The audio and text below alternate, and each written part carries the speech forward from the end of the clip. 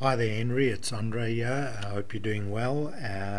Thanks for coming to the camp last week. It was great having you there. Just a couple of things that I wanted to point out to you. I think the one thing we spoke about was the size of your grips. I really think that it's something to look at. And just regard to your swing, something that I think you go to Carl that you guys might want to talk about. There's a few things that I see, but I think often one thing leads to another, and it's more like a sequencing thing. But I'll just show you here in the initial, say the first half of your backswing, your left shoulder drops, so you're tilting to the left, and that causes your left shoulder and the left hip to drop down like that. It's called left pelvic tilt. If we have a look at Johnson here, you'll see how his hips are more level, shoulders also stayed up, so he's loading more on the right side, where if you have a look here, you've loaded on the left. Now, good transition there. Your right leg has gone into internal rotation a little bit early, and once it's done that, it hasn't got much more to go from there. So you'll see how your legs extend, they straighten up a little bit, and that leads to a little bit of a flip there. If we have a look at Johnston, you'll see that the first half of his his downswing, his legs move into external rotation, so that's dual external, both legs are externally rotated, and about here now his right leg starts firing internally. You can see how that's internally rotated there, and that's happening just a little bit later than yours. You'll also see his left leg here now is going to move back and away from that line.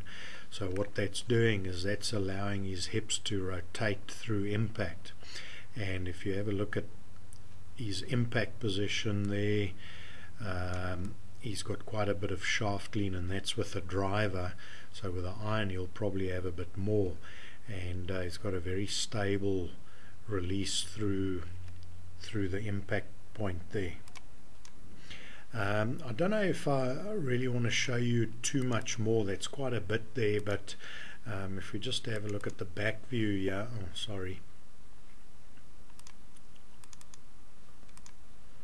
just get Johnson back up here.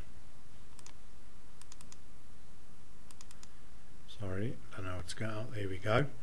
So I'll just go back to the setup there, get you back to the setup. So in the backswing there, you'll see the left shoulder going down. That causes your weight to move a little bit towards your toes. You'll see how you're moving forward there.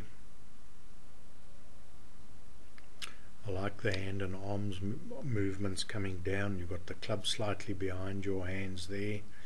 That's excellent there. And coming into the ball, that's pretty good. If anything, it's slightly outside in, you can see there, and that's because of your body that's moved a little bit towards the ball, just getting in the way of your hands and arms. You'll see Johnson